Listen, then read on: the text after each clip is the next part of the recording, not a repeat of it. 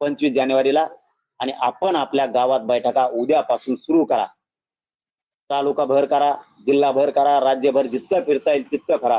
यावेळेस मराठा समाजाच्या बैठकाची, दौऱ्याची, फिरण्याची, लोकांच्या घरापर्यंत जाण्याची मराठा सेवकाच्या खांद्यावरती एवढी जबाबदारी.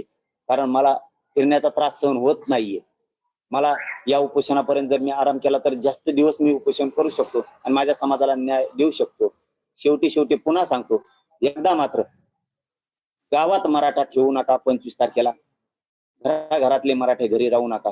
25 जानेवारीला सगळे राज्यातले कानाकोपऱ्यातले माझे मायबाप मराठे लेकरा बाळासह अंतरवाली त्या माझा शेवट झाला तरी चालन, पण मी मराठ्यांना आरक्षण दिल्याशिवाय आणि या सरकारला वाकवल्याशिवाय मागे हटणार नाहीये. शेवटी मराठ्यांचं वादळ एकदा पुन्हा उसळा.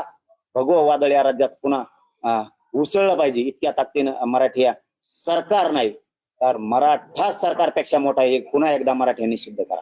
धन्यवाद.